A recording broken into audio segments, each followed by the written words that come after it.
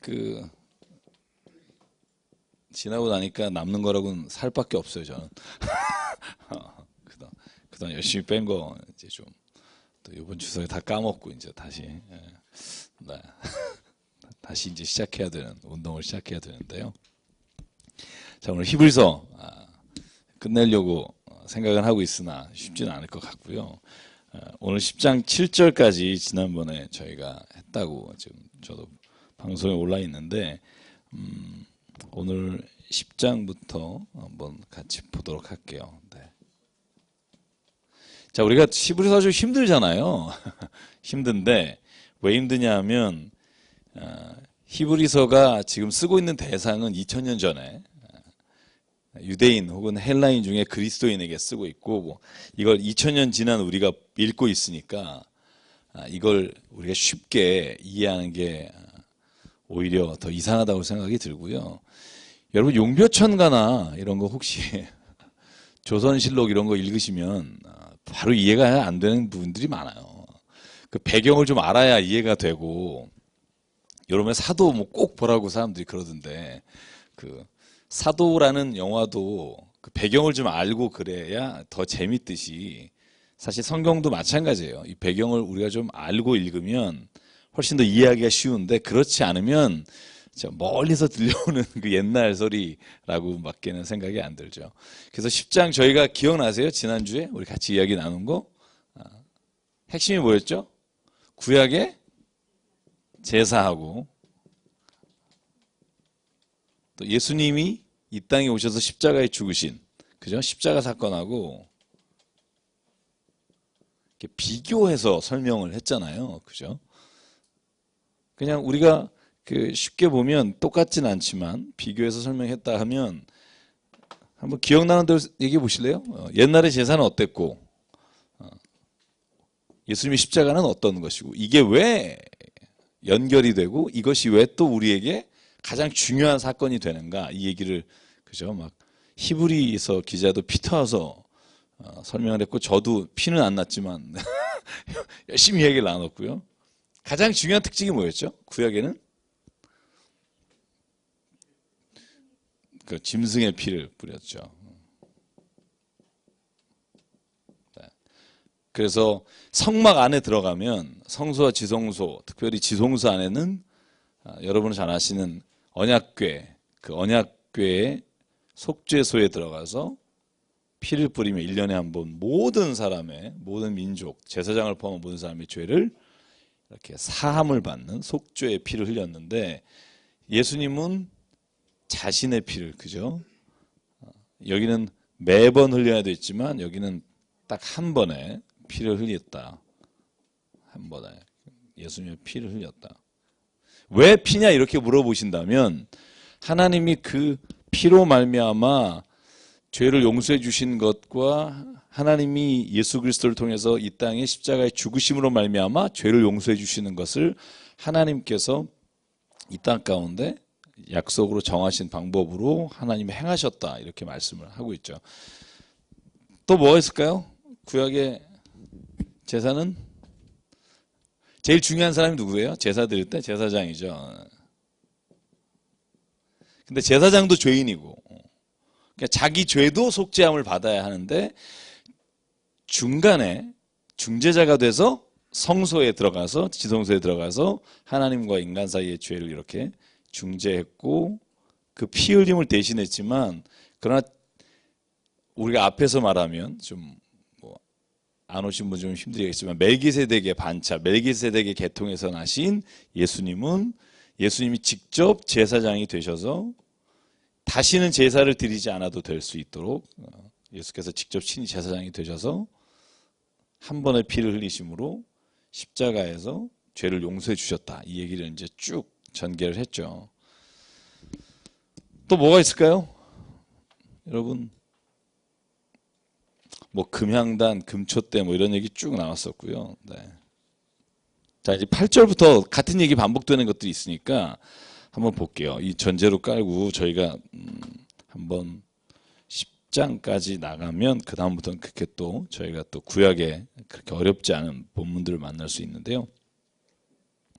자, 8절부터 한번 볼게요. 같이 한번 읽어볼게요. 8절부터 14절까지 같이 한번 읽어볼게요. 성경 10장 8절부터 14절 시작. 위에 말씀하시기를 주께서 제사와 예물과 번제와 속죄제는 원하지도 아니하고 기뻐하지도 아니하신다 하셨고 이는 다 율법을 따라 드리는 것이라. 그 후에 말씀하시기를 보시옵소서 내가 하나님의 뜻을 행하러 왔나이다 하셨으니 그 첫째 것을 패하심은 둘째 것을 세우려 하심이라. 이 뜻을 따라 예수 그리스도의 몸을 단번에 들이심으로 말미암아 우리가 거룩함을 얻었노라. 제사장마다 매일 서서 섬기며 자주 같은 제사를 드리되 이 제사는 언제나 죄를 없게 하지 못하거니와 오직 그리스도는 죄를 위하여 한 영원한 제사를 드리시고 하나님 우편에 앉으사 그 후에 자기 원수들을 자기 발등상이 되게 하실 때까지 기다리시나니 그가 거룩하게 된 자들을 한 번의 제사로 영원히 온전하게 하셨느니라. 아멘. 자, 이제 이게 오늘 그죠? 얘기 나눈 것에 대한 설명이고요. 그 다음 본문은 역시 예레미야 31장 33절이에요. 새 언약을 너희의 어디에다 새겨주겠다? 너희의 마음에 새기겠다. 그죠? 예전에 어디다 새겼는데? 돌판에 새겼는데. 제가 그냥 읽을게요. 성령이 우리에게 증언하면 16절. 그날 후로는 그들과 맺을 언약이 이것이라 하시고 내 법을 그들의 마음에 두고 그들의 생각에 기록하리라 하신 후에 또 그들의 죄와 그들의 불법을 내가 다시 기억하지 아니리라 하셨으니 이것들을 사하셨은즉 다시 죄를 위하여 제사 드릴 것이 없느니라. 자, 여러분 이단 중에 제가 그 이단 그분 요번에 그 구원파라고 들으셨어요? 구원파. 여러분 그 양재동에 고속도로 타고 가다 보면 기쁜 소식 교회 이렇게 돼 있어요. 박옥수 목사라고. 네. 얼마 전에 지금 법에 이렇게 피소돼서 재판받고 있어요. 몇백억 이렇게 스텀셀 줄기세포에 관련된 막 이런 거 이렇게 자기 신도가 하는 거 막 이렇게 허위 광고, 허위 홍보했다가 지금 재판을 받고 있는데요. 이제 구원파나 이런 데서 주장하는 게 뭐냐면요. 우리는 죄를 용서받았다는 거예요. 그래서 오늘 여기 나오는 본문처럼 다시 죄를 용서받은 사람은 구원받은 사람은 죄 질 수 없다는 거예요. 그래서 우리는 죄 짓지 않는 거예요. 한번 구원받은 사람은 다시 죄 짓지 않아요. 그러니까 죄를 진다고 해도 그건 우리 구원하고 상관이 없는 거예요. 굉장히 많아요. 좋죠. 근데 제가 늘 말씀드리지만 이 우리가 구원과 관련된 죄를 구분하자 그랬잖아요. 그죠? 이 자범죄와 원죄를 우리가 구분해서 생각하지 않으면 이런 오류를 범한다는 거죠. 그러니까 하나님이 모든 죄에서 우리를 용서해 주셨다 할 때 그 죄는 자범죄를 포함하기도 하고 용서하시지만 네, 기본적으로 하나님이 우리의 죄를 용서하셨습니다 할 때 그 죄는 원죄예요. 그러니까 원죄가 뭐냐면 하나님을 인정하지 않고 믿지 않는 죄. 그러니까 이 세상의 모든 죄가 어디서 오느냐? 원죄에서 오는 거예요. 하나님을 믿지 않기 때문에 그 심령이 악해져서 아니면 하나님이 주신 좋은 것들을 악한 욕망의 도구와 정욕의 도구로 쓰니까. 그래서 모든 죄의 근거가 어디로 오냐면 하나님을 인정하지 않는 거예요. 성경은. 믿지 않는 거죠. 그래서 참 힘들어요. 뭐가 힘드냐 하면 우리 믿는 사람, 그리스도인들은 하나님을 믿으면 죄를 짓지 않는다? 그 죄를 짓지 않는다는 건 뭐냐면 더 이상 이제는 하나님이 없다. 성령을 거역하거나 하나님을 인정하지 않는 죄를 범하지 않음으로 인해 하나님과 관계 안에서 구원의 문제는 없으나 그러나 우리가 육신의 안에 거하고 우리가 정욕 가운데 살기 때문에 우리가 늘 어떤 죄는 범할 수 있다? 자범죄는 범할 수 있다는 거예요. 자범죄가 뭐예요? 매일매일 우리 안에서 나오는 죄들 있잖아요. 그냥 다른 사람 상처 주고 막 혹은 다른 사람한테 그죠? 죄라고 27가지 쭉 사도 바울이 말하는 거 있죠.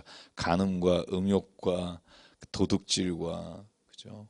살인과 뭐 이런 10계명만 봐요. 10계명 여러분 다 지키시나요? 어떤 분은 다 지키신다고 하는 분들도 있더라고요. 존경합니다. 쉽게 부모를 공경하라. 어디까지를 공경하는 기준이에요? 뭐 한 달에 용돈 30만 원 드리면 뭐 부모를 공경하라. 그걸 지켰다고 생각하는 사람 있죠. 제가 늘 말씀드리지만 제가 오늘 그거 좀 보여드릴까 하다가 그랬는데 우리는요 늘 죄인이라고 고백해요. 근데 죄인이라고 고백한 게 기분이 나쁘지가 않아요. 왜 그러냐 하면 내가 죄인이 돼서 내가 천하게 되거나 내가 굉장히 사람으로서 낮아지고 아주 볼품없는 인간이 되는 게 아니라 죄를 고백함으로 인해서 우리는 오히려 우리가 존귀한 자가 되고요. 존엄한 자가 된다는 거예요. 이 역설을 제가 드린 게 한 여러 번 있어요. 그죠? 왜냐하면 죄를 깨닫는다는 건 내가 본래 어떤 존재인지를 알기 때문에 하나님이 나를 하나님과 같은 존재로 불러주신 것을 내가 믿기 때문에 그 모습으로 나를 기대하고 보면 내가 늘 부족하게 있는 거죠. 여러분 쉰들러 리스트 영화 보셨죠? 쉰들러 리스트 영화 혹시 기억나세요? 너무 오래됐잖아요. 10년이 지나서. 그 영화가 뭐죠? 오스카 쉰들러가 뭐하죠? 원래 그렇게 좋은 사람이 아니에요. 그죠? 굉장히 사업하면서 돈 벌고 나쁜 짓도 많이 하고 그죠? 소위 말해서 그 아주 젠틀맨이에요. 젠틀맨. 근데 그 사람이 독일군하고도 친하게 하고 그죠? 병참 그러니까 군대에 필요한 것들 팔아서 막 이렇게 만들어서 장사해서 돈 벌고 그 사람들하고 사교 생활하고 그죠? 춤추고 술 마시고 댄스하고 집에 초대하고 막 이런 거 하잖아요. 근데 자기하고 같이 돈 계산하는 그 자기 세무 회계를 봐주는 사람이 유대인이에요. 가장 아끼는 사람이. 근데 그 사람이 이 쉰들러 말하는 거죠. 내 민족, 나를 포함해서 독일 사람에게 다 죽어가고 있다. 그 수용소에 넣어서 다 죽이고 있다. 독가스를 살포하고 기름을 만들고. 그러니까 쉰들러가 생각이 뭐냐면, 그거 진짜 그러고서 이제 알아가면서 자기의 번 돈을 가지고 맨 마지막에 왜 여러분 그 연합군이 들어와서 독일을 딱 물리치고. 소위 유대인들은 해방되지만 독일이 패배했잖아요. 그때 독일 사람으로서 나치당이었던 여전히 나치당이었거든요. 그 사람이 이제 역전되는 거죠. 유대인들은 다 포로에서 풀려나고 이제 독일 군들은 다 투항해야 되고 오스카 쉰들러도 이제 죄인이 돼야 되는 거예요. 나치당으로서 무기를 만들었었기 때문에. 마지막 연설 장면 기억하세요? 안 나시죠? 제가 그것만 편집해서 지금 갖고 있는데 저도 이제 혼자서 배웠어요. 편집하는 걸. 다음 팟 연구해서. 그래서 그 부분이 뭐냐면요. 맨 마지막에 연설을 해요. 독일군에게. 지금 여러분 우리가 항복했지만 당신들이 죽이고 싶으면 죽여라. 아니면 여기서 이 사람들 손대지 말고 물러가십시오. 그러니까 어린 병사부터 하나씩 이렇게 총을 버리고 나가요. 쭉 나가고 거기에서 오스카 쉰들러가 연설을 해요. 당신들이 이제 해방이다. 나는 나치당이고 독일 사람이라 나는 이제 도망자가 되거나 잡혀야 합니다. 근데 여러분 그거 아시죠? 그 전에 오스카 쉰들러가 1000명 정도를 자기가 가진 돈으로 계산해서 독일군 그 장교하고 바꿔요. 죽이려고 할 때 한 사람당 돈을 계산해서 주고 1000명을 살려요. 그 때문에 살아있는 사람들이 모인 거예요. 그리고 나서 연설을 딱 마치고 나니까 여러분 그 한 사람이 다 이빨 뽑혔잖아요. 여러분 그 이스라엘에 가면 그 600만 그 이스라엘 죽은 그 기념관에 가면 이빨 다 뽑은 것 그런 게 있어요. 그러니까 금이나 이런 걸 다 유대인에게 뽑아가지고 그걸 전쟁 물자로 썼거든요. 근데 물어봐요. 아직 이빨 있는 사람, 금이빨 있는 사람. 그러니까 거기에 한 사람이 나 있다고 그러니까 그 사람 미안하다고 고맙다고 그러면서 이빨을 뽑아서 그 이로 오스카 쉰들러에게 선물을 줄 반지를 만들어요. 그래서 맨 마지막에 이제 그 연설한 데서 나와서 쫙 1000명이 이렇게 둘러싸여 있고 여러분 그 오스카 쉰들러가 이제 자가용을 타고 도망가요. 도망가는 장면에서 이 사람이 반지를 딱 줘요. 우리의 정말 드릴 게 아무것도 없고 다 뺏겼으니까 아무것도 없고 이게 우리가 드릴 선물입니다. 그러니까 그 반지를 딱 끼면서 고맙다고 왜 나 같은 사람한테 그러면서 오열하는 장면이 있어요. 막 우는 장면. 그때 왜 우는 줄 아세요? 막 울면서 그래요. 난 당신한테 이런 받을 만한 자격이 없다고. 그러니까 거기 있는 모든 천명이 그래. 아니라고. 당신이 우리를 살렸다고. 아니라고. 난 더 할 수 있는데 안 했다고. 그러면서 자기 자가용으로 가서 내가 이 자가용 팔았으면 10명 구할 수 있었다고. 10명. 난 안 했다고. 그리고 여기 나치당 금배지 이거 갖고 막 이거 빼가지고 그래요. 내가 이거 팔았으면 2명을 살릴 수 있었는데 난 안 했다고. 그러니까 그 자기 회계사로 있던 사람하고 거기 있던 유대인들이요. 아니라고. 당신은 충분히 했다고. 그러니까 아니라고. 난 할 수 있는데 안 했다고. 막 이렇게 무릎 꿇고 차에 기대서 막 울어요. 엉엉 우는 장면이 나와요. 그때 맨 마지막에 딴따단따다다다 그 음악이 나오면서 그 유대인들이 다 이렇게 내려와서 오스카 신들을 이렇게 안아요. 막 엉엉 우는 오스카 신들을 막 이렇게 안아요. 저는 왜 그 장면이 늘 제가 이렇게 떠오르냐 하면요. 사실 우리가 하나님의 뜻대로 살지 못하고 막 악하게 살았기 때문에 회개하는 게 아니고요. 하나님 안에 내가 늘 이렇게 거하거나 더 깊게 가까이 갈수록 내가 하나님 뜻에 또 하나님이 원하시는 모습대로 살아가는 것이 이렇게 보이는 거죠. 오스커 신들러가 옛날에는 아마 그 기준이 자기가 잘 살았다는 기준이 그런 게 아니었을 거라고 생각해요. 얼마만큼 내가 돈을 벌었는가. 그리고 상류사회에서 즐길 때 얼마만큼의 멋진 샴페인과 포도주를 먹는가. 여러분 굉장히 멋있잖아요. 오스커 신들러가.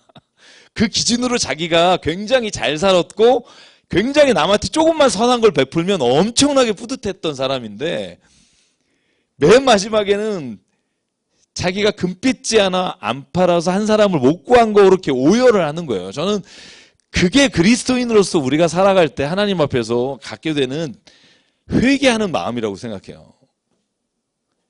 그러니까 내가 막 못해서가 아니라 내가 막 더럽고 추해서가 아니라 하나님의 자녀인 것을 내가 발견하고 나면 내가 세상에서 이렇게 할 수 있었는데 그렇게 하지 못한 게 이렇게 보이는 거죠. 그래서 제가 가끔 말씀드리잖아요. 저는 저희 어머님이 막 사람 죽이고 이렇게 숨어서 사는 여자분인 줄 알았다니까요. 매일 저녁에 울면서 회개하시길래 이게 무슨 사연이 많은 여잔가 보다. 근데 어머니의 눈에는 하나님께 가까이 가면 갈수록 자기가 조그맣게 하나님 앞에 아니면 사람 앞에 한 거 이렇게 크게 보이는 거죠. 여러분 우리가 죄를 사함을 받았고 너를 온전하게 하셨다 예수께서 선포하잖아요. 그러니까 너는 이제 죄 없다고 하나님이 선포하셨고 온전하게 됐다 이 말이 너가 이제 그러므로 죄를 범하지 않는다 그런 게 아니라 하나님이 이제 너의 죄를 온전히 용서해 주시고 너가 이제 하나님의 자녀 하나님 형상을 따라 사는 사람으로 이 세상에서 살게 하나님께서 약속해 주신 언약이 있다는 거예요. 그러니까 그 언약을 내가 믿으니까 내가 세상에 나가서 이렇게 하는 걸 보면 내가 오늘도 또 내가 하나님 뜻에 원하지 않는 걸 하게 되고 이게 보이기 시작하는 거예요. 옛날엔 보이지 않던 게 보이고 그러니까 더 하나님 앞에 나가서 회개하게 되고 막 이런 것도 일어나는 거죠. 그래서 이 본문을 오해하시면 안 된다는 거예요. 이 본문에 다시 말하면 예수께서는 너희로 영원히 온전케 하셨다.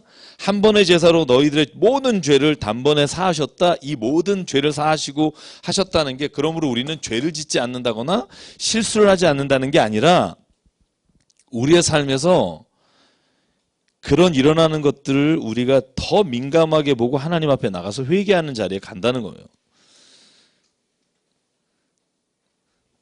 그래서 제일 중요한 게 뭐냐면 돌판의 법. 그러니까 소위 말해서 우리가 뭐 죄졌나 안 졌나 이렇게 이 정도면 잘했네라고 우리가 비교하는 돌판의 법이 중요한 게 아니라 우리 안에 있는 마음에 주신 하나님의 그 법을 따라 사는 사람에게는 늘 하나님이 나에게 오늘도 말씀하시고 내일도 말씀하시고 여러분 그런 거 느끼시나요? 이렇게 살면서 매일만 하나님이 이렇게 나에게 말씀하시는 거. 그러니까 충분하지 않은 거예요. 언제나 늘 충분하지 않은 거예요. 히딩크가 아직도 난 배고프다 이게 1등하지 못해서 배고픈 게 아니라 아직도 나는 하나님 말씀을 내가 믿는 사람으로서 하나님의 자녀로서 늘 나는 거기에 합당하게 아직도 못하는 게 이렇게 안타깝지만 그것이 죄책감에 시달리거나 나를 막 힘들게 억누르지 않는 거예요. 기쁜 거예요. 하나님의 자녀됨이 회복되는 거니까. 그래서 진정한 회개와 죄사함에는요 기쁨이 있어요. 그래서 6절 그 길은 우리를 위하여 휘장 가운데 열어놓으신 새로운 살 길이요 휘장은 곧 그의 육체다. 그래서 예수께서 십자가에 죽으신 사건으로 인해 우리가 그 믿음으로 말미암아 하나님을 믿는 거죠. 그러니까 하나님이 우리에게 행하신 것을 믿음으로 말미암아 우리가 모든 죄로부터 온전해질 수 있다. 21절부터 우리 27절까지 같이 읽어볼게요. 시작. 또 하나님의 집 다스리는 큰 제사장이 계심에 우리가 마음의 뿌림을 받아 악한 양심으로부터 벗어나고 몸은 맑은 물로 씻음을 받았으니 참 마음과 온전한 믿음으로 하나님께 나아가자. 또 약속하신 일 믿으시니 우리가 믿는 도리의 소망을 움직이지 말며 굳게 잡고 서로 돌아보아 사랑과 선행을 격려하며 모이기를 피하는 어떤 사람들의 습관과 같이 하지 말고 오직 권하여 그날이 가까움을 볼수록 더욱 그리하자. 우리가 진리를 아는 지식을 받은 후 짐짓 죄를 범한 즉 다시 속지 않은 제사가 없고 오직 무서운 마음으로 심판을 기다리는 것과 대적하는 자를 태울 맹렬한 불만 있으리라. 아멘. 자, 보실래요? 오늘 이게 히브리서를 그러니까 사도 바울이 쓴 편지에 안 넣는 게 요즘 어떻게 보면 정설이지만 사도 바울이 썼다고 주장하는 사람들이 아직도 굉장히 많은 이유 중에 하나가 이런 본문들이에요. 여기에 나오는 본문에 가만히 읽어보시면 여기에 사도 바울이 고린도전서 로마서에 말했던 뭐가 나오죠? 선한 양심에 관한 말씀도 나오고 고린도전서 13장에 나오는 것처럼 여기 22절에 보면 믿음으로 하나님께 나가자. 그죠? 23절에 보면 믿는 도리에 소망을 움직이지 말고 24절 서로 돌아보아 뭘 하라? 사랑과 선행으로 격려하라. 뭐가 다 나오죠? 믿음과 소망과 사랑이 나오잖아요. 그죠?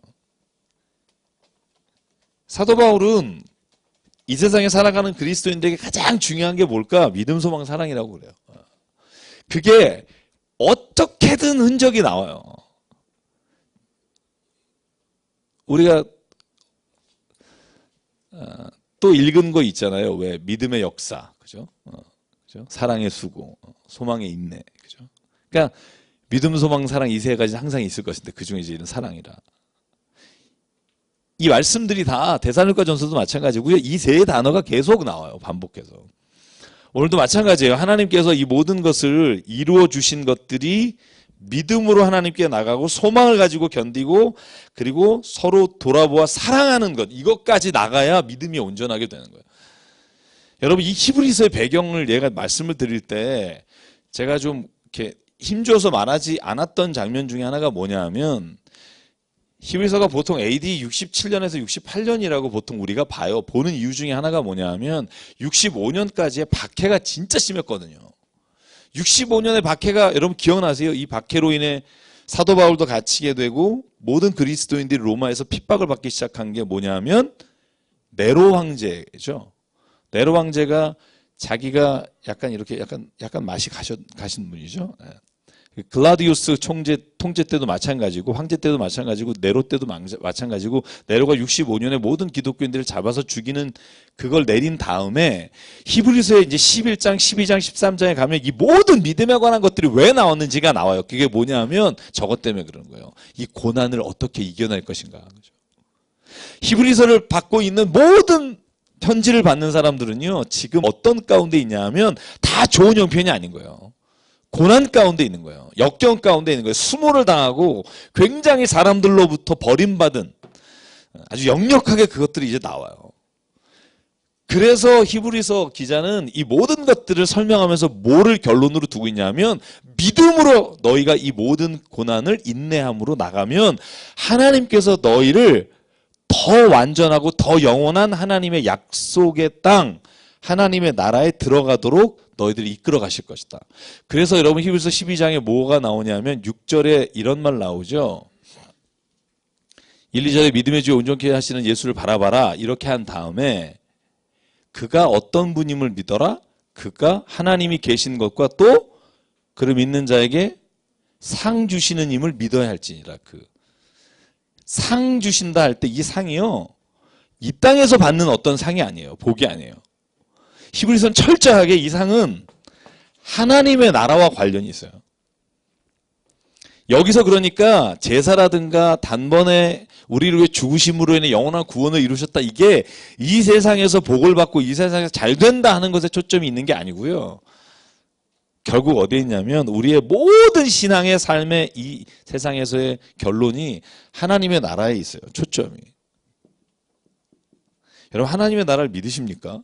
제가 이 질문을 저에게도 던지지만 사실 하나님의 나라를 믿지 못하면 궁극적으로 이 세상에서 우리가 신앙생활을 하면서 우리가 인내하며 소망을 가지고 살아갈 능력이 없어진다는 거예요.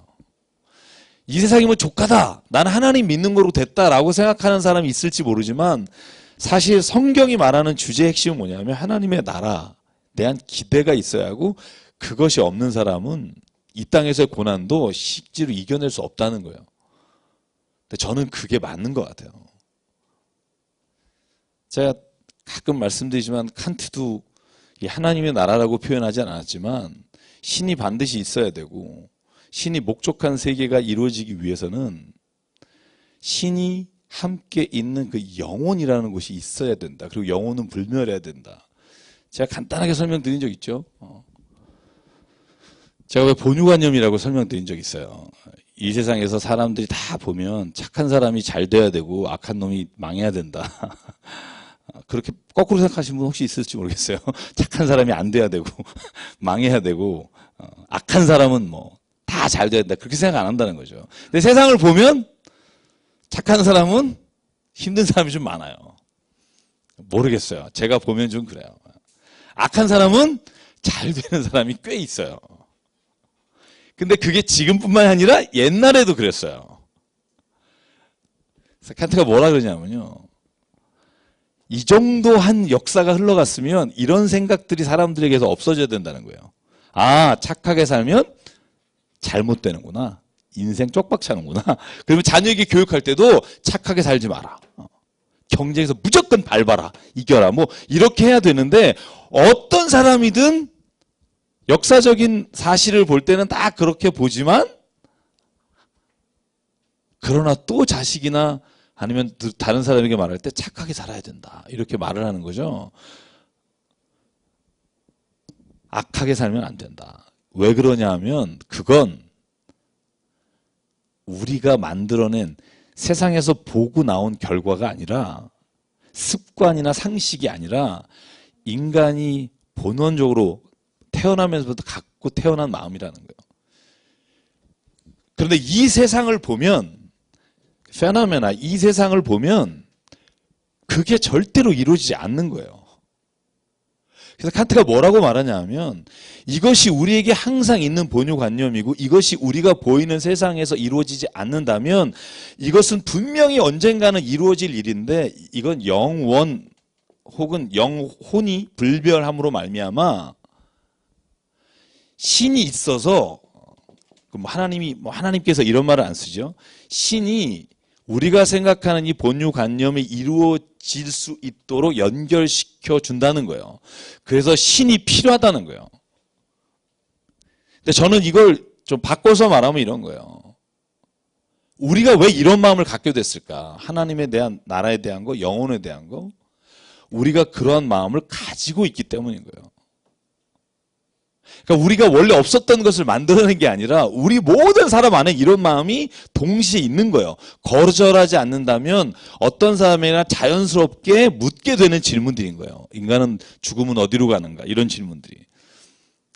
그리고 이것을 우리가 영혼의 귀를 기울이면 누구나 다 알 수 있다는 거예요. 그게 성경이 말하는 거예요. 그래서 성경은 거절한다는 거죠. 왜? 이 세상이 너무 좋으니까. 하나님의 나라가 있는 게 싫어지는 거고.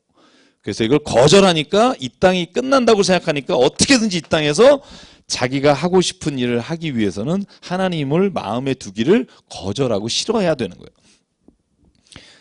가만히 그냥 세상의 이치를 두고 보면 하나님의 살아계신 것이 분명하고 믿음, 소망, 사랑 우리가 믿음으로 말미암아 하늘에 대한 소망을 가지고 이 땅에서 사랑으로 살 수 있다는 거예요. 저는 이 세 가지만 지킬 수 있으면 믿음, 소망, 사랑에 관한 우리가 어떤 확신만 있으면 저는 이 세상을 승리할 수 있다고 확신해요. 승리할 수 있어요. 여기 26절, 27절도 혼돈하지 마십시오. 이게 뭐냐면 진리를 아는 지식을 받은 후에 짐짓 죄를 범하면 다시 속죄의 제사가 없고 오직 무서운 마음으로 심판을 기다려야 한다. 이 말이 여러분 6장 5절, 6절에도 비슷한 말씀이 있어요. 하나님의 선한 말씀과 내세의 능력을 맛보고 타락한 자는 회개할 수 없다. 기억나세요? 6장 할 때 했던 본문? 제가 그때 뭐라고 말씀드렸죠? 이건 우리가 자범죄 혹은 우리의 인생에서 뭔가 실수하는 걸 얘기하는 게 아니라 하나님을 믿지 않고 인정하지 않은 사람은 돌이킬 수 없다는 거예요. 그건 당연하잖아요.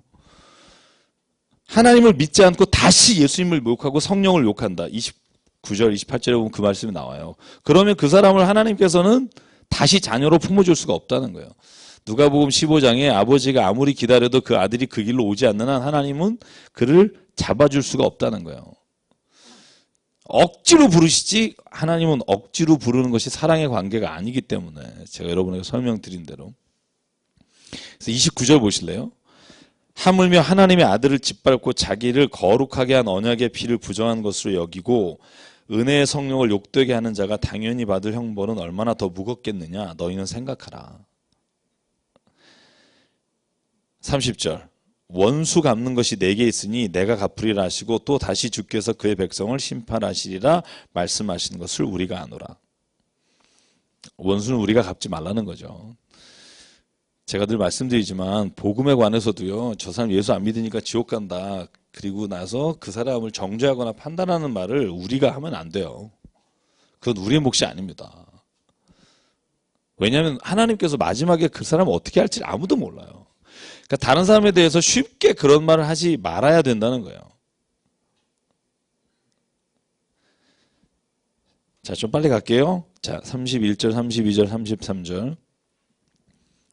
이게 이제 제가 말씀드린 대로 히브리서 기자가 그 당시에 있었던 어려움들을 말하는 건데요. 우리 34절까지 읽을게요. 31절부터 시작. 살아계신 하나님의 손에 빠져 들어가는 것이 무서울진저 전날에 너희가 빚을 봐준 후에 고난의 큰 싸움을 견디어낸 것을 생각하라. 혹은 비방과 환난으로서 사람에게 구경거리가 되고 혹은 이런 형편에 있는 자들과 사귀는 자가 되었으니 너희가 갇힌 자를 동정하고 너희 소유를 빼앗기는 것도 기쁘게 당한 것은 더 낫고 영구한 소유가 있는 줄 알미라. 아멘. 그러니까 히브리서 기자가 말하는 게 그거예요. 네가 믿음을 받은 후에 오히려 고난이 온다는 거예요. 믿음을 가진 후에 비방과 환난이 온다는 거예요. 믿음을 가진 후에 사람의 구경거리가 된다는 거예요. 그런데 너희가 이것들로 인해 어려웠고 힘들어하는 게 아니라 더 기뻐한다는 거예요. 왜냐하면 뭐 때문에 더 낫고 영원한 것이 있기 때문에. 그러니까 35절 그러므로 너희 담대함을 버리지 말라. 이것이 큰 상을 얻게 한다. 이 큰 상이 뭔가가 뒤에 나오죠. 그죠? 큰 상.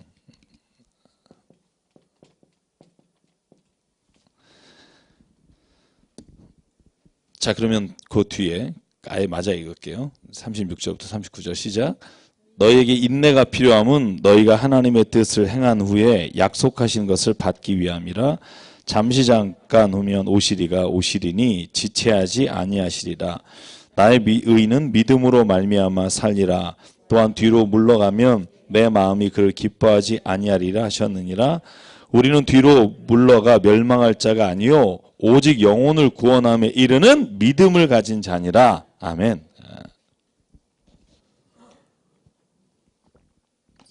자, 이제 보세요. 의인은 믿음으로 말미암아 살리라. 어디에 나오죠? 내가 줄여서 쓸게요. 믿음으로 살리라. 여러분 로마서 1장 16절 17절 나오죠. 그죠? 믿음으로 믿음에 이르다니 오직 의인은 믿음으로 말미암아 살리라. 그 다음에 구약이 어디 나오죠? 하박국 2장 4절. 그죠? 의인은 오직 의인은 믿음으로 살리라 합니다. 또 어디 나와요? 히브리서에 나오는 거예요. 10장에. 근데 이게 왜 중요하냐면요. 오직 의인은 믿음으로 산다 할 때 이 믿음에 관한 게 어디에 나오면 오늘 우리가 나가는 이제 11장에 믿음으로라는 단어가 24번 나와요. 11장에만 믿음으로 혹은 믿다라는 단어, 믿음이란 피스트란 동사가 24번 나와요. 근데 그 모든 사람이 의롭게 된 거, 그 모든 사람이 하나님으로부터 치유받은 거, 모든 걸 이긴 거, 역경을 구해낸 거, 이 모든 게 다 어디서 나오냐? 믿음에서 나온다. 믿음. 어떻게 보면 지금까지 모든 정점이 어디냐면 11장이에요. 11장을 향해서 이렇게 간 거예요, 지금까지. 그래서 11장이 제가 볼 때 히브리서 기자가 하고 싶은 말의 정점이에요. 그래서 오늘 11장을 이제 아마 11장 하고 나면 저와 여러분에게 믿음이 뭐구나 이런 거에 대해서 좀 확실하게 왔으면 좋겠어요. 그래서 오늘은 여러분에게 이제 또 질문하는 시간인데요. 1절, 2절, 3절만 읽을게요. 11장 1절, 2절, 3절. 그리고 이제 저희 이야기를 좀 나눌게요. 11장 1절, 2절, 3절. 시작. 믿음은 바란 것들의 실상이요 보이지 않는 것들의 증거니 선진들이 이로써 증거를 얻었느니라. 믿음으로 모든 세계가 하나님의 말씀으로 지어진 줄을 우리가 아나니 보이는 것은 나타난 것으로 말미암아 된 것이 아니니라. 자, 1절부터 3절 읽었어요. 그죠? 여기에 주제가 지금 뭐냐면 그죠? 믿음이죠. 믿음은 질문이 이겁니다. 오늘 믿음이 뭘까요? 믿음이 뭘까요? 교회에서 맨날 믿음 말하잖아요. 그죠? 믿습니다. 그죠? 이게 길어지면 굉장히 믿음이 좋은 사람, 이거 짧으면 믿음 별로 없는 사람, 이런, 그죠? 믿음이 뭘까요? 사실 이거에 대해서 말만 내가 정확히 할 수 있다면 신앙에 있어서 저는 90% 이상이 끝났다고 생각하는 거예요. 내가 믿고 있는 게 뭐지? 이런 거. 여러분 사도신경이 어떻게 시작해요? 크레도잖아요. 크레도. 나는 믿습니다. 라는 주어 동사를 다 가지고 있는 거예요. 크레도. 나는 믿습니다. 나는 전능하신 하나님을 믿습니다. 그죠? 나는 예수님을 믿습니다. 나는 성령을 믿습니다. 이렇게 고백되는 게 사도신경이죠. 자, 믿음이 뭘까요? 우리가 믿는다고 할 때 기독교가 믿는 게 뭘까요? 여러분 이제 믿는 거 다 얘기해 보세요. 한번 눈물의 씨앗이라고 말하겠어요.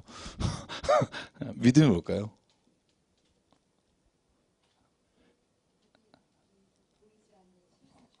보이지 않는 것들의 실상이다. 세? 신뢰 혹은 실상, 신뢰. 네. 제가 이거 공동 번역 한번 읽어드릴까요? 이 말이 정말 어려워서 제가 다른 버전을 다 읽었는데 그 중에 공동 번역이 천주교하고 기독교 신학자가 같이 번역한 거예요. 제가 읽어드릴게요. 확 와닿을 거예요. 믿음은 우리가 바라는 것들을 보증해주고 볼 수 없는 것들을 확증해줍니다. 옛 사람들도 이 믿음으로 하나님의 인정을 받았던 것입니다.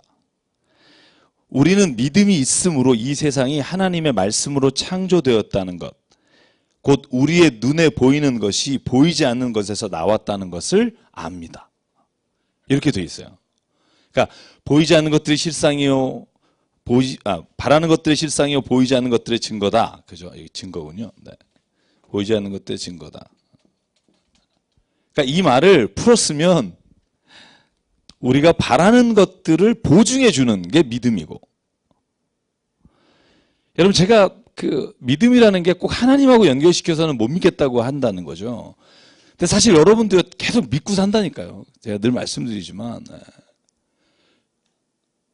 믿음의 장치가 믿음이 없으면 못 살아요. 제가 늘 옆에 주무시다가 부인 조심하라고 그러잖아요. 1년에도 180명이 부인이나 남편에게 자다가 죽는다 이렇게. 거짓말 같죠. 진짜예요. 그러니까 우리가 사람에 대한 것도 믿음이 없으면 그때부터 세상 못 살아요. 공황장애가 그거잖아요. 모든 것에서 불확실해 되는 거예요. 그래서 불안해지고, 그러니까 갑자기 막 뛰어내리고 싶고, 막 모든 사람이 차가 나한테 달려드는 것 같고, 막 이런 게 실은 믿음이 무너졌을 때라니까요. 믿음이 뭘까요? 그러면 우리가 보이지 않는 것들의 증거다. 바라는 것들의 실상이다. 믿음 외에는 하나님을 말할 수 없다는 거죠. 쉽게 말하면. 이 뒤에 나오는 모든 이야기가 뭐냐면 믿음으로 아벨은, 믿음으로 노아는, 믿음으로 에녹은, 믿음으로 아브라함은, 믿음으로 야곱은 다 믿음으로 이렇게 모든 성경에 나오는 한 사람 한 사람을 찍었는데 그 이유가 뭐냐 하면 그 사람들이 의롭다 여김을 받은 게 믿음이고, 그 사람들이 그 모든 자녀가 없는 가운데 이삭을 통해 자녀를 바다의 모대알처럼 낳게 된 것도 믿음이고, 믿음이 없이는 하나님을 기쁘시게 할 수 없나니, 그게 6절인 거죠. 하나님께 나아가는 자는 반드시 그가 계신 것과 그가 자기를 찾는 자들에게 상 주시는 것을 믿어야 하느니라. 이거는 보증이 없어요. 믿는 거예요. 믿는 거. 예. 죽으면 하늘나라 가나요? 나 여러분에게 어떻게 설명드리기가 몰라요. 내가 설명드릴 수가 없어요. 근데 믿어요. 그게 믿음인 거예요. 그러니까 믿음 자체는 내가 여러분에게 줄 수 있는 게 아니고 성경을 통해서 내가 갖는 거죠. 근데 사실 여러분 저번에도 말씀드렸지만 내가 갖는 거라고, 내가 믿는 거라고 생각하지만 이 믿음도 누가 준 거다? 하나님이 주신 거라는 거예요. 왜냐하면 내게는 이것을 믿을 만한, 솔직히 내 머리로나 내 얄팍한 생각으로는 이걸 믿을 수조차 없는 존재인 걸 알기 때문에 하나님이 그 믿음을 내게 주셨다는 걸 내가 인정하는 거죠. 그러면 기독교가 믿는 게 뭐예요? 여러분 제일 중요한 게 뭘까요? 예수님을 믿잖아요. 그죠? 예수님을 어떤 존재로 믿어요? 그분이 곧 하나님이시고 우리를 죄에서 구원하시기 위해 오신 바로 그분이시다라고 믿는 거죠. 예수는 그리스도다. 그래서 이게 예수라고 하는 역사적 인물, 실존적 인물인 예수가, 그리스도는 직제라고 말하죠. 구원자, 메시아, 구주, 이런 말이 다 같은 말이에요. 예수 그분이 구원하셨다, 이 말인 거죠. 이것이 우리의 신앙 고백인데, 사실 이것만 가지고 우리가 구원받는다 말하지만 어떻게 보면 이걸 이해하기 위해서 필요한 것들이 너무 많은 거예요. 그러니까 필요하다는 게 뭐냐 하면 우리가 믿음이라고 하는 기반이 이거로 끝나진 않아요. 그래서 가장 중요한 믿음에는 네 가지가 있어요. 저는 이거는 항상 여러분이 외우셨으면, 간단하니까. 우리가 하나님을 믿습니다 할 때 믿음이라는 단어에 포함된 게 네 가지예요. 첫째는요, 창조를 믿는 거예요. 여기에 뭐라고 나와? 6절에 그가 계신 것과, 3절에 보면 뭐예요? 세계가 하나님의 말씀으로 지어준 줄을 믿는다. 그죠?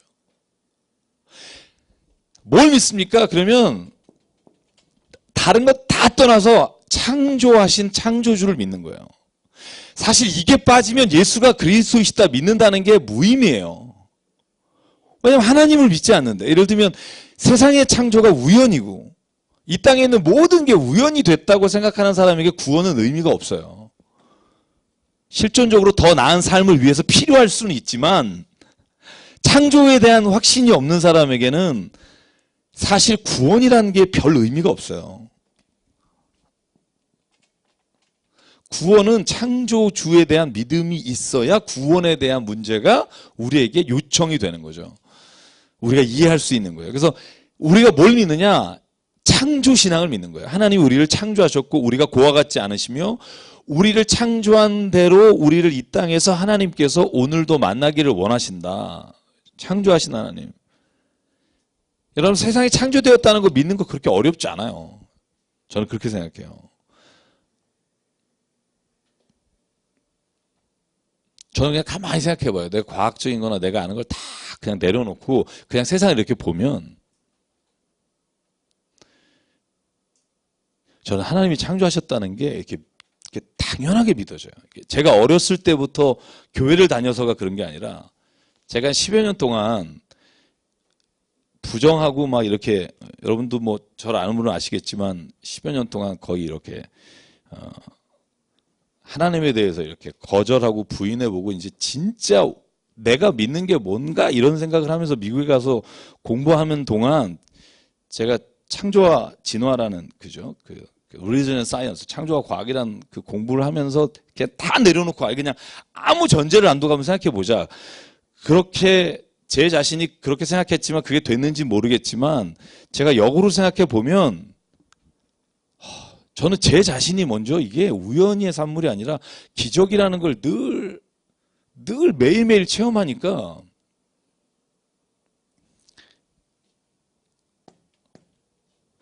화성에 뭐 물 조금 있다, 뭐 요즘 그죠? 막 이렇게 나오고 난리 나잖아. 2004 30년인가 그 이제 가서 관찰한다는데 아마 제가 그때까지 살지는 못할 것 같고 외계인이 있을 거다고 막 얘기하죠. 그죠? 이런 태아계 같은 은하계만 해도 뭐 2천억 개에서 3천억 개인데 뭐 그 크기야 이루 뭐 우리가 짐작도 못 하는데 그 안에 뭐 이런 어떤 진화의 과정을 똑같이 거쳐서 인류가 있을 수 있는 별이 있다라고 믿는 사람도 있지만 있느냐 없느냐를 떠나서요. 이건 정말 그 놀라운 저는 이걸 창조가 아닌 다른 거로 설명할 수 있다고 생각하는 사람의 머리를 한번 열어보고 싶은 생각이 많아요. 제가 왜냐하면 생물학 책을 정말 많이 읽거든요. 제가 얼마 전에도 프랑스 학자가 쓴 책들을 읽었는데 읽어보면 이게 이 신체 기관이 이렇게 활동할 수 있는 것 자체가 저는 이게 불가능한 것이라고 생각하고요. 여기 뭐 의사 선생님 계시지만 그렇게 생각하시죠? 네. sure. 그래서 이 창조에 대한 그 확신, 어떤 내가 우연히 생긴 존재가 아니구나, 어떤 존재가 있구나, 정말 이 기묘막측한 성경이 말하는 대로 이런 것들 창조하신 분이 있을 수밖에 없구나라고 말하는 게 성경이에요. 성경은 끊임없이 3000년 동안 쓰이면서 그 안에 뭘 얘기하냐면 하나님이 너희를 창조했다. 이게 정말 이사야 선지자나 모든 선지자가 선포하는 거예요. 너희를 창조하신 하나님께서 오늘 너희를 찾으신다. 너희가 눈을 열고 봐라. 하나님이 보인다. 호세아도 마찬가지예요. 하나님을 알아라. 창조하신 하나님이 그냥 우리를 내버려 뒀느냐? 아니라는 거예요. 성경은 뭐라고 하냐면 우리가 말하는 믿음의 근거가 뭐냐면 창조주 하나님 이신론, 뉴턴의 어떤 신처럼 만들어 놓고 자가발전적으로 지구야 돌아라, 태양아 돌아라 이렇게 옆에서 보면서 자기가 운행하도록 이렇게 이신론이라고 하죠. 그냥 신이 이것을 만들어서 잘 운행하게 둔 게 아니라 성경은 뭐라고 말하냐면 하나님이 오늘도 우리의 삶에 동행하신다는 거예요. 함께 지켜주시고 말씀을 나누기를 원하시고 너희와 함께 대화하기 원한다. 마치 부모가 자식을 대화하기 원하는 것처럼. 그래서 임마누엘이라 그러잖아요. 예수가 이 땅에 오실 때 그를 임마누엘이라 하라. 이는 하나님이 그와 함께 하신다. 그러니까 뭘 믿습니까? 나는 창조한 하나님을 믿습니다. 뭘 믿습니까? 그 하나님이 오늘도 우리를 그냥 있는 대로 내버려 둔 게 아니라 우리를 자녀 삼아 주시고 우리와 함께 동행하시고 매일매일 있습니다. 여러분 히브리서 기자가 오늘 말하는 핵심이 뭔지 아세요? 너 어렵니? 어려움 당하니? 12장 한번 잠깐 볼게요. 근데 낙심하지 마. 왜냐하면 12장 말씀 잠깐 볼까요? 네. 6절이에요. 6, 7, 8, 9, 10 한번 같이 읽어볼까요? 12장 시작.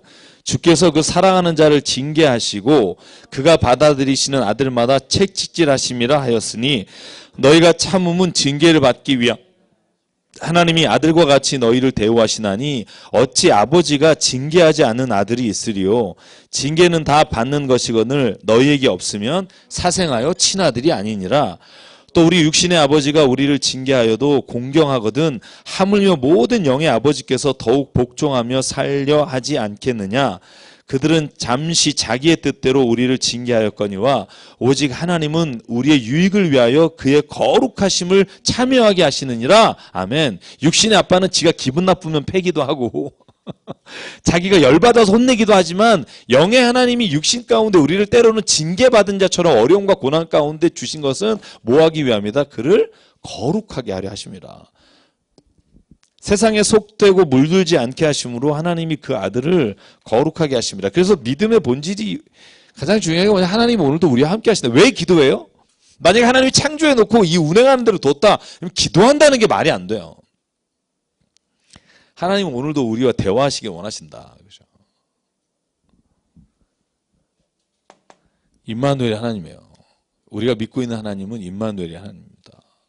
그러니까 여러분 한번 내가 내 입술을 열어서 내 삶에 있어 모든 걸 하나님께 토로해 보세요. 이렇게 이야기를 나누시고 또 내가 믿습니다 할 때 뭐냐? 십자가 신앙입니다.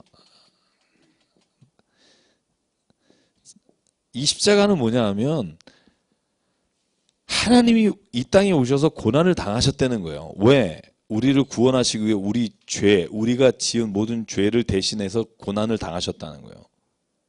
그게 이따가도 나와요. 히브리서에.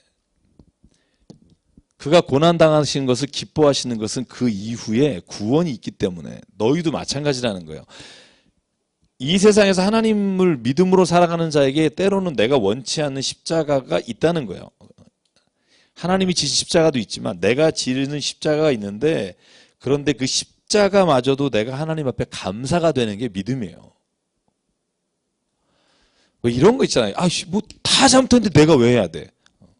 근데 성경은 뭐라고 말해요? 네가 그 일을 했으면 좋겠다. 하나님이 그런 거잖아요. 네가 그 일을 했으면 좋겠다. 제가 학교에서 가르치는데 어느 한 분이 2주째 연속 똑같은 질문하는 게 있어요. 그게 뭐냐면 억울하다는 거예요. 예수 믿고. 그래서 왜요? 그러니까 내가 하는 걸 당연하다게 생각한대요. 신우이나. 나는 안 하고 싶은데 자꾸 내가 믿음을 가진 사람이 그걸 안 하면 어떡하나. 그래서 내가 나 진짜 이게 화가 나고 짜증나서 신앙생활하는 게 힘들대요. 여러분 그런 적 있으시죠? 예수는 내가 믿고 덕은 네가 본다. 뭐 이런 생각을 갖는 사람이 있잖아요. 근데 제가 뭐라고 말씀드리냐면, 하나님이 내게 무슨 일을 하도록 하셨다면 그것을 감당할 만한 마음도 주시리라는 거예요. 감당할 만한 마음이 없는데 괜히 있는 척 하지 말라는 거예요. 그러면 시험 든다는 거예요. 그러니까 훈련받아서 해야 될 때가 있지만 내가 기쁘지 않은데 그걸 하면서 내 차곡차곡 쌓기 시작하면 이게 내가 볼 때 병들게 돼요. 그러니까 둘 중에 하나죠. 내가 그걸 감당하고 내가 그걸 이기고 나가야 된다 그러면 감당할 만한 믿음과 감당할 만한 능력을 달라고 기도해야 되고요. 저는 그분에게 그렇게 말했어요. 그걸 할 수 있는 마음을 내가 갖고 있다는 게 얼마나 행복한 일인가. 얼마나 기쁜 일인가. 저는 그런 생각을 갖게 하는 게 믿음 아니겠어요? 그럼 너는 그렇게 사냐 이렇게 물어보지 마시고요. 저도 그렇게 살려고 애를 쓰고 있는 거지. 예를 들어 내가 왜 손해봐야 되는데 라고 할 때 내가 손해볼 수 있는 마음을 주신 것도 얼마나 감사해요. 여러분 그거 아무나 못한다니까요. 아무나 그 마음을 가질 수 있는 거 아니에요. 그 마음을 가질 수 있는 사람은 저는 굉장히 하나님께서 은혜를 주신 사람이에요. 와, 내가 이런 마음을 가질 수 있게 됐네? 예전에 나 이렇게 안 했는데?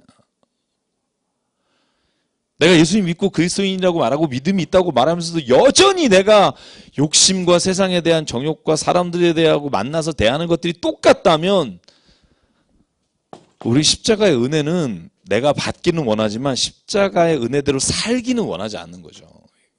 그때 내 안에서 불일치가 오는 거예요. 이 불일치가 왔을 때 힘든 거예요.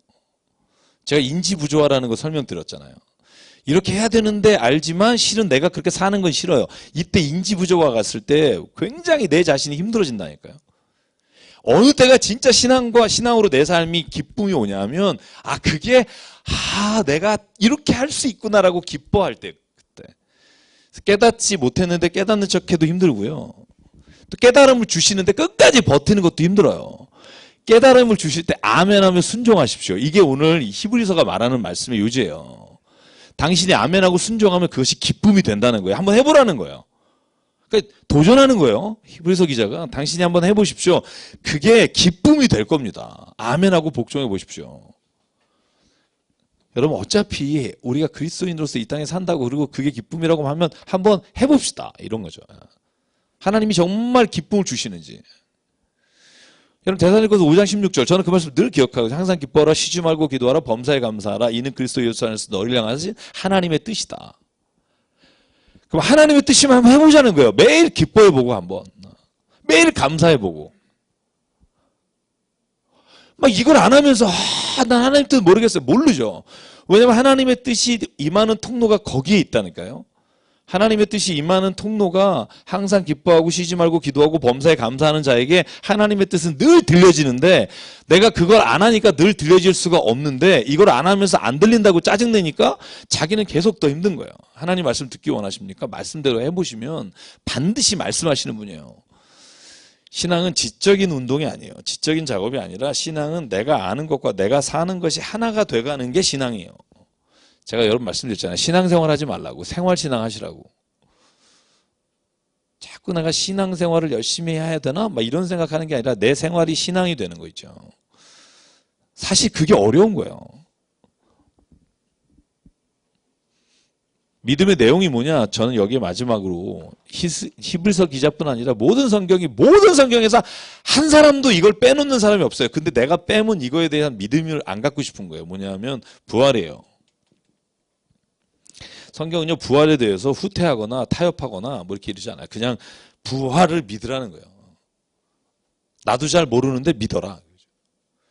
그런데 선친들은 믿음으로 말미암아 하나님이 그의 삶을 부활의 때만이 아니라 지금도 그가 이길 수 있는 능력을 주신다는 거예요.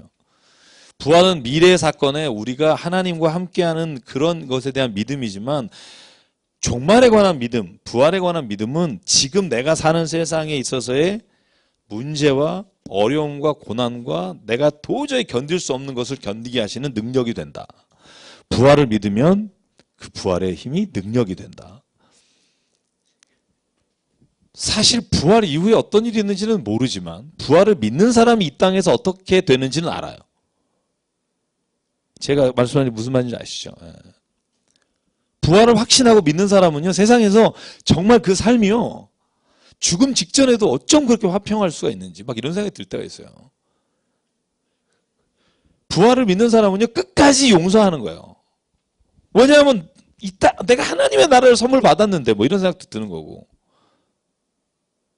부활을 믿는다는 게 내가 사업이나 아니면 어려움이 있을 때 내가 이거 이겨낼 수 있어 라고 생각하는 거죠. 근데 사실 그게 힘들다니까요. 여러분, 될 것 같죠? 아니에요. 저도 지금 이렇게 말하지만 내가 그렇게 될지 몰라요. 닥쳐봐야 아는 거예요. 제가 병원 사역 15년 하면서, 그죠? 예배 드린 것만 10년이고 내가 그 쭉 하면서 병원에서 정말 많은 죽음을 봤거든요. 매주 월요일마다 제가 거의 보면서 깨닫는 게 굉장히 많아요. 그리스도인이라고 말하고 제가 예배드리는 사람 중에 죽는 모습이 너무 다른 거예요.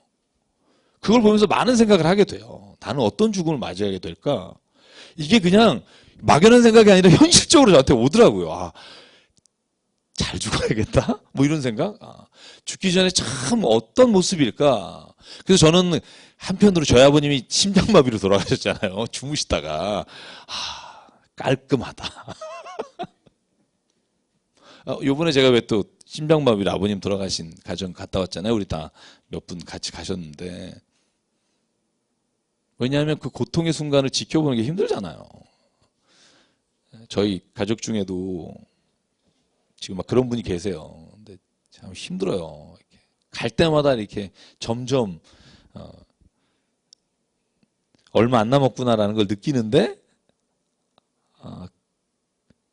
가서 기도하는 게 그런 거죠. 이 죽음을 통해서 정말 오히려 이 죽음이 생명을 얻게 되는 기회가 됐으면 좋겠다. 내가 뭘 믿느냐 할 때 정말 믿습니다 하면 그냥 내가 예수 그리스도이신 믿습니다. 이거 자체가 사실 우리에게 굉장한 믿음으로 구원받는 길이라고 말하지만 우리가 이런 어떤 성경이 말하는 창조에 대한 임마누엘 하나님에 대한 십자가에 대한 부활에 대한 믿음이 없이 우리가 이렇게 고백하는 건 아무 의미 없는 고백이에요.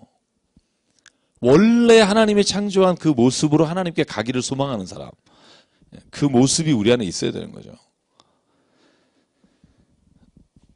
하나님이 제일 중요한 게 뭘까? 하나님이 제일 기뻐하시는 게 뭘까? 우리 모든 사람들에게 성경이 6절에 말해요. 6절만 같이 읽을게요. 제가 여러 번 지금 말했던 건데요.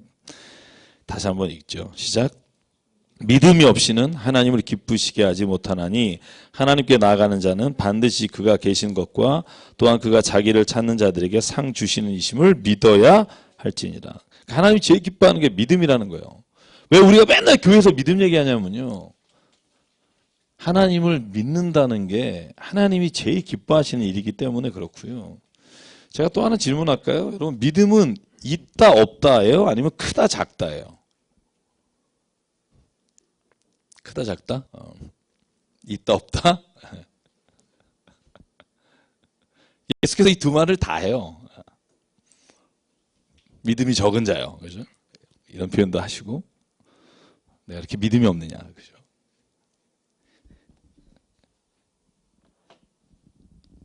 제가 늘 쓰는 표현 중에 하나, 99%의 믿음은 믿는 게 아니다. 믿으려고 하는 중이에요, 아직도. 1%에서 99%는. 왜냐하면 99%도 아직 내가, 그래, 내가 많이 기울긴 했으나. 왜 옛날에 그런 표현 많이 썼잖아요. 나야라가라에서 교회 그 줄 놓고 이렇게 고개사가 이렇게 건너가고 막 박수 치고 와 소리 지르는데 건너가서 내가 여기를 왜 건너가기 전에 그랬구나. 건널 걸 믿습니까? 그랬더니 뭐 믿습니다. 그러고 막 박수 쳤는데 그러면 나하고 같이 건너갈 사람 나오려니까 아무도 안 나온다고. 그죠? 그러니까 사실 너가 하는 건 내가 그냥 인정하는데 내가 목숨을 바칠 만큼 너를 믿지는 않는다. 그죠? 정확하게 표현하면요. 믿음이 있느냐 없느냐인 것 같고요. 있느냐 없느냐라는 다른 표현으로 크다 작다라는 표현을 쓰는 것 같아요. 믿음으로 구원받는다 할 때 이게 굉장히 두려운 말이에요. 왜냐하면 내가 50% 정도가 있다고 할 때 그걸 믿는다고 할 수 있을까라고 자문하게 되거든요. 99%까지는 계속 자문하는 믿음이에요. 같이 뛰어들진 않는. 다른 사람을 이렇게 밀 수는 있으나 내가 뛰고 싶진 않은. 그죠? 그 오죽하면 하나님이 그런 말, 나를 한번 시험해봐라. 야, 왜 저도 딸한테 정말 잘 쓰는 말이 그거거든요. 야, 너 아빠 못 믿어? 걔 못 믿죠. 나를 어떻게 믿어요? 더 한번 생각해 보세요. 그러면 믿음이라 그럴 때 우리만 믿어요? 믿음이 일방적이에요? 하나님도 우리 믿는다고 해요. 생각해 보세요. 내가 하나님 믿는 게 어렵겠어요? 하나님이 나 믿는 게 어렵겠어요?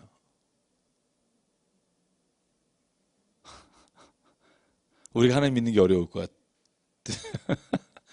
척 스윈들이라는 목사님이요. 그런 글을 썼어요. 뭐냐면 예수님이 이제 올라오셨어요. 이제 다 부활하시고 승천하셔서. 근데 천사 가브리엘이 물어본 거예요. 예수님, 복음 전하는 일은 어떻게 하시고? 그랬더니 예수님이 그런 거예요.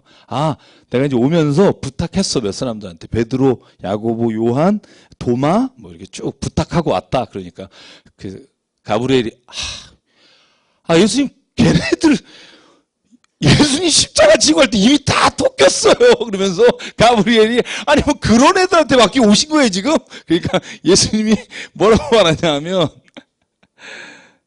가브리엘아 나는 베드로를 믿는다. 야고보를 믿는다.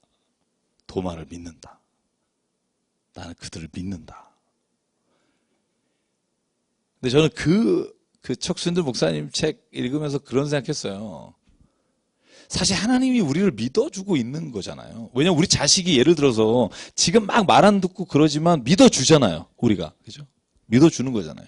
사실 하나님이 우리를 향해서 우리가 진짜 막 믿음 안에 살고 막 이래서가 아니라 우리를 늘 믿어주는 거잖아요. 그게 저는 어떻게 보면 하나님이 참 그러지 않아도 되는데 왜 이게 사소고생을 하시나 이런 생각을 하는 게 저의 생각만이 아니라 성경에서도 그런 본문들이 참 많아요. 하나님이 사람을 창조하시고 사람이 죄악이 관영한 걸 보고 지으신 걸 막 한탄하시는 거잖아요. 그럼에도 불구하고 끝까지 버리지 않으시겠다. 그렇죠? 사실 하나님이 우리를 향해서 믿어주시는 믿음이 먼저라는 거예요. 그래서 이민우 목사님이라고 여러분 LG텔레콤 사장님 하시다가 목사님 되신 분 있어요. 저하고 CTS 방송을 같이 해요. 최 사모님이 계신데 같이 방송을 하는데 지금 그분이요. 텔레콤 사장 다 이제 은퇴하시고 장애야, 지체장애야, 목회 조금 하기 시작하세요. 그래서 방송할 때마다 사모님이 저한테 그래요. 목사님 같은 개척이시네요. 막 이러면서. 근데 우리는 같은 개척인데 조금 해요. 장애아들 같이 섬기고 계세요. 남양주 쪽에. 그분이 책 쓴 게 뭔지 아세요? 나는 너를 믿는다요. 그 책을 선물로 주신 거예요, 저한테. 그 남편이 쓰신 거. 왜 신학을 하게 됐고, 왜 지금 장애아들하고 같이 살고 있는지. 그 사장 자리 다 오라는데 다 뿌리치고. 자기가 고등학교 2학년 때까지 반에서 등수가 492명 중에 492등이었던 분이에요. 가출하고, 담배 피고 술 먹고 맨날 돌아다니고. 그리고 공부하려면 싫어서 그러는데, 돌아올 때마다 아버지가 그랬다는 거예요. 아버지한테 이제 죽었구나 그러면 아버지가 딱 한마디 하셨대요. 가서 밥 먹어라. 민우야, 난 너 믿는다. 딱 그 마디만 하셨다는 거예요. 계속. 그래서 자기가 뭔가 죄를 막 엄청나게 이제 막 그렇게 가다가도 귀에서 늘 이렇게 떠드는 소리가 민우야, 난 널 믿는다. 이게 자기가 공부하게 되고 그래서 세상적으로 성공한 거였는데 나는 너를 믿는다 책에는요. 그 음성이 하나님의 음성으로 들리기 시작했다는 거예요. 그러니까 신앙생활 부인이 열심히 했는데 뭐 교회 안 다니고 막 세상적으로 그러다가 어느 날 하나님이 자기 아버지처럼 자기에게 하시는 말씀이 이렇게 들리는 거예요. 나는 너를 믿는다. 민우야, 나는 네가 내 뜻대로 살 줄 믿는다. 그래서 쓰신 책이 나는 너를 믿는다예요. 그래서 믿음이라 그럴 때 사실 여러분 우리만 하나님을 믿는다고 늘 생각하지만 하나님을 우리를 믿어주신다는 거예요. 지금 믿고 계시다는 거예요. 그래서 여러분 양화진 제가 자주 가잖아요. 혼자 절두산 그 예배 그 교회를 혼자 이렇게 제가 사순절이나 1년에 한두 번은 꼭 가요. 거기 지하에 그 순교자들 묘 들어갈 때 거기에다 김수환 추기경이 쓴 게 있어요. 추기경님께서 쓴 글이 딱 하나 있어요. 그게 뭔지 아세요? 하나님은 당신만을 믿습니다. 그걸 쓰셨어요. 그러니까 순교하는 자리에 가 있는 사람들을 보러 갈 때마다 순교자를 만나는 사람에게 하시는 말이죠. 하나님은 당신만을 믿습니다. 당신이 신앙을 잘 지킬 걸 믿습니다. 당신이 하나님 뜻 안에서 살 걸 믿습니다. 사실 아브라함이 하나님 믿었죠. 오늘 나오는 본문이 그거예요. 야곱이 하나님 믿었죠. 근데 따지고 보면 하나님이 아브라함을 믿어주시고 기다려주신 거잖아요. 만약에 하나님의 믿어주시는 시간이 없었다면 만약에 매 순간마다 하나님께서 그를 징벌하시고 아예 그냥 그를 쳐버리셨다면 그가 다시 하나님 앞에 믿음으로 설 수 있을 만한 시간이나 설 수 있을 만한 기회도 없을 텐데 하나님은 그걸 기다려주신 거예요. 그래서 왜 하나님께 차라리 이렇게 밖에서 하나님 완전히 떠났다가 돌아온 사람들은 통곡하며 돌아올 때가 많죠. 그 안에 머물러 있는 사람은 이제 그 사랑을 이제 깨닫지 못할 때가 더 많은 것 같아요.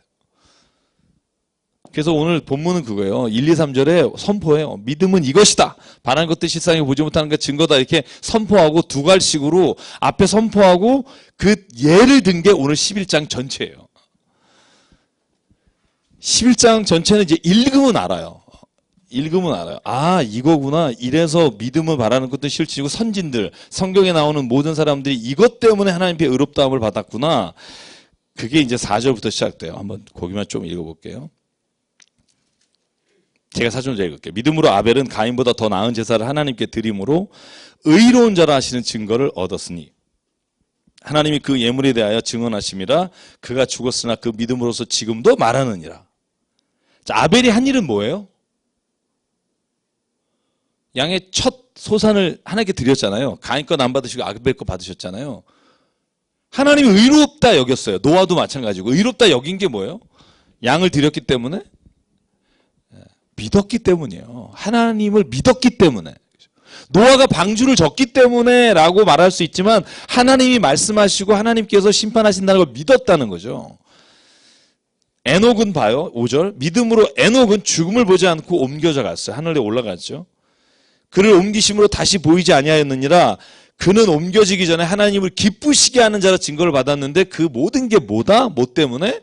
맨 앞에 믿음으로. By faith예요.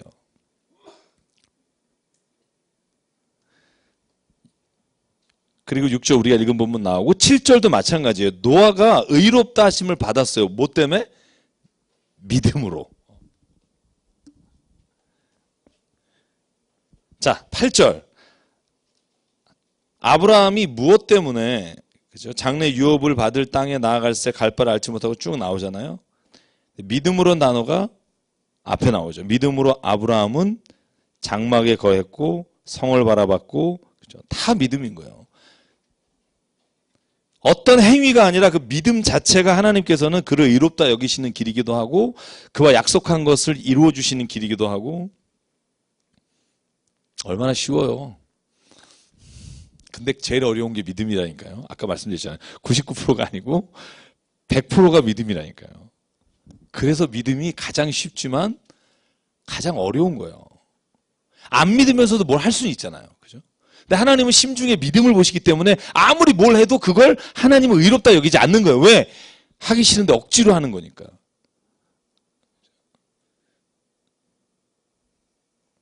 그래서 예수께서 하신 비유 중에 그런 거 있잖아요. 첫 아들은 할게요 그러고 안 하고, 둘째는 안 해요 그러다가 하고. 그러면 누가 하나님 보시기에 예쁘다 그래요?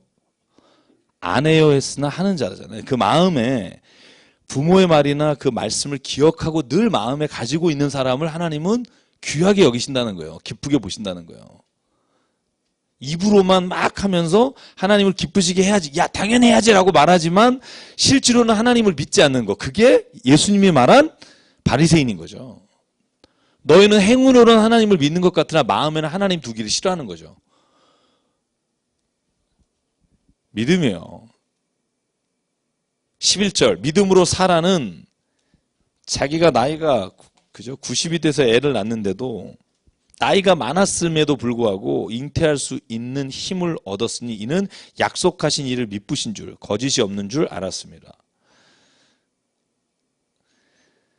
그런데 그들에게 하나님은 본향, 곧 16절 그들이 이제는 더 나은 본향을 사모하니 곧 하늘에 있는 것이라. 이러므로 하나님이 그들의 하나님이라 일컬음 받으심을 부끄러워하지 아니하시고 그들을 위하여 한 성을 예비하셨느니라. 아브라함은 시험을 받을 때 믿음으로 이삭을 드렸으니 그는 약속들을 받은 자로 돼 그 외아들을 드렸느니라. 19절 같이 한번 읽어볼까? 시작. 그가 하나님이 능히 이삭을 죽은 자 가운데서 다시 살리실 줄로 생각한지라 비유컨대 그를 죽은 자 가운데서 도로 받은 것이니라. 그러니까 아브라함은 믿었다는 거예요. 죽이는 그 순간까지도 하나님이 살려내실 거라고, 죽이지 않으실 거라고. 20절 이삭도 믿음으로 축복했고 야곱도 믿음으로 축복했고. 여러분 제가 그래서 자녀에게 축복기도 하시라고 늘 말씀드리잖아요. 집에서 하시나요? 한번 하시나요? 혹시 안 받나요? 머리가 커서 이제 혹시 집에서 아이들 기도 아내가 아버지가 하셔요. 왜냐하면 모든 축복은 이삭이 야곱과 에서에게 뭐 이렇게. 왜냐하면 집안에 그 아버지가, 어머니는 이제 물론 기도해 주시지만 저는 자녀를 아버지가 축복하는 것만큼 좋은 게 없다고 생각해요. 예, 우리 저기 나문이 같은 경우는 이제 아팠었기도 했고, 그죠? 딸도 같이.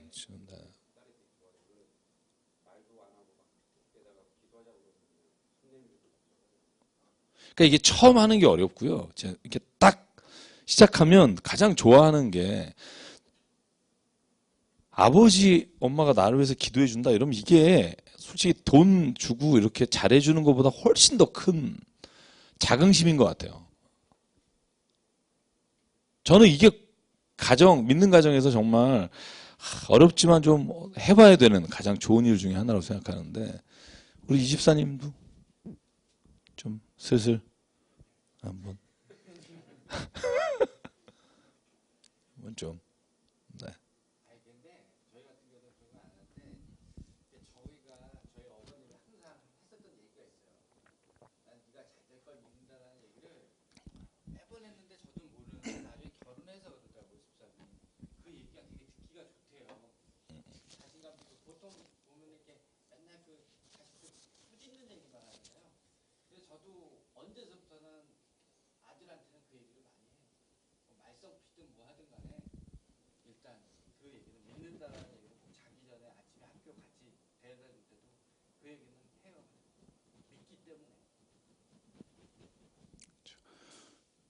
혹시 백집사님?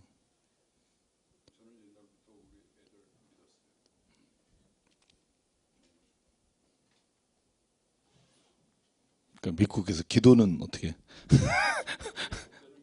안 다니셨으니까, 그죠? 이제 나이 들었지만 한번. 네. 네. 왜냐하면 저는 그걸 통해서 굉장히 많은 걸 되게 얻는 것 같아요. 그러니까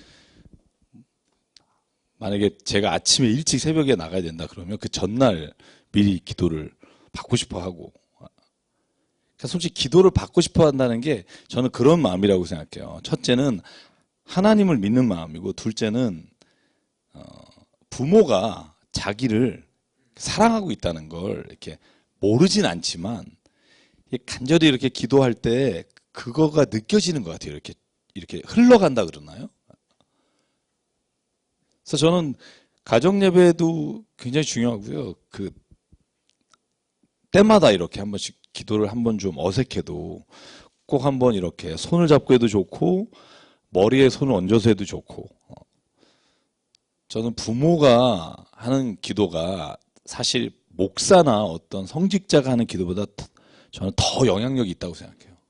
왜냐하면 저는 가끔 보고 또 가끔 하는 거지만 가장 가까운 분이 가장 필요할 때가 되면 그러면 자기가 아예 딱 기도받으려고 준비하고 있어요. 이렇게.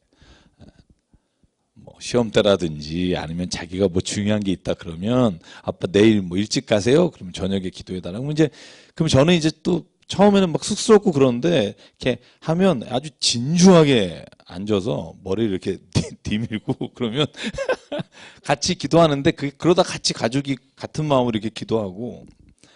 실은 지금 집사님처럼 또 자녀가 아팠었을 때부터 이렇게 기도 같이 하는 게 되니까 또 이제 그죠.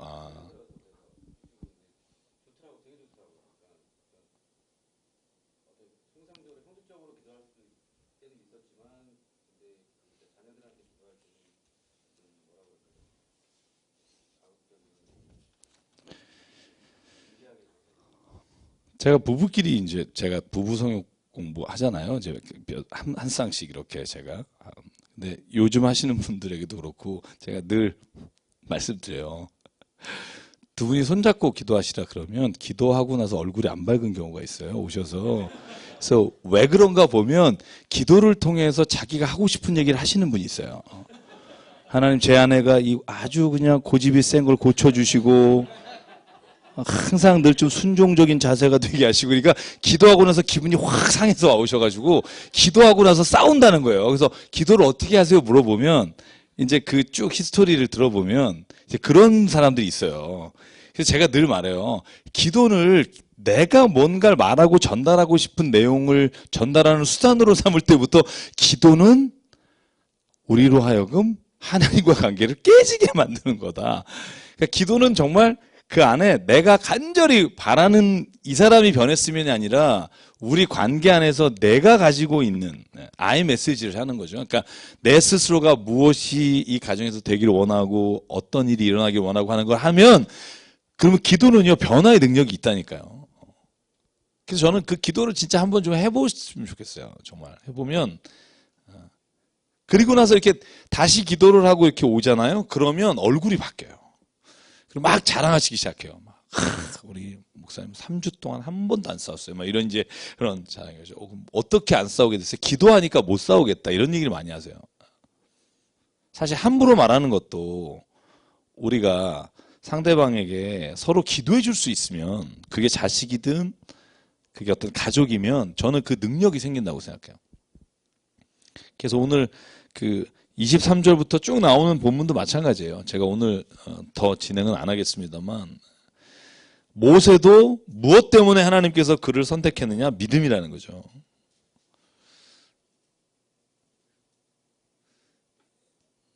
25절만 같이 읽을게요. 25절, 26절만. 네.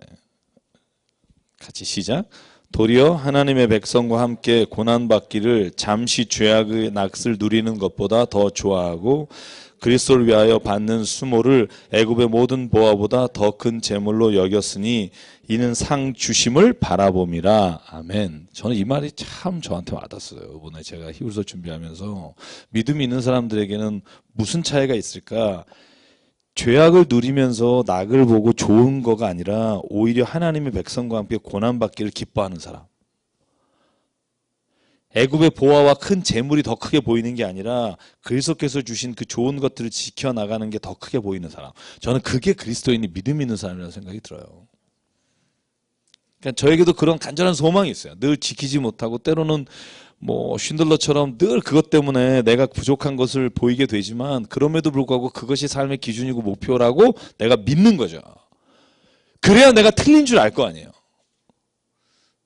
우리가 사람 옆 사람을 보고 기준을 삼으면 이 사람 정도만 되면 되지만 내가 하나님과 관계 하나님의 말씀을 두고 나를 비추면 늘 그 기준 안에서 날 보니까 내가 더 하나님께 가까이 가고 그리고 그것으로 인해 하나님 앞에 더 내 자신이 기쁨이 넘치는 거죠. 문제는 있고 때로 어려움이 있지만 내 안에서 기쁨이 넘치는 거예요. 왜냐하면 내가 하나님의 자녀가 되고 있는 기쁨, 그 기쁨, 세상에 무엇과 바꿀 수 없는 거죠. 그래서 세상에 막 주어지는 일 힘든 거 많지만 그것이 내 기쁨을 빼앗지 못하는 거죠. 여러분 저에게 그런 기쁨이 있길 원합니다. 저 그랬으면 좋겠어요. 진짜 우리 믿는 모든 이 공동체가 이 믿음을 가지고 살면 얼마나 좋을까. 아마 한 주 더 해야 될 것 같아요. 히브리서 12장도 13장이 이제 생활장인데 그래서 질문 있으면 질문 받겠습니다. 네, 히브리서 뭐 더 좋고 다른 본문도 좋고요.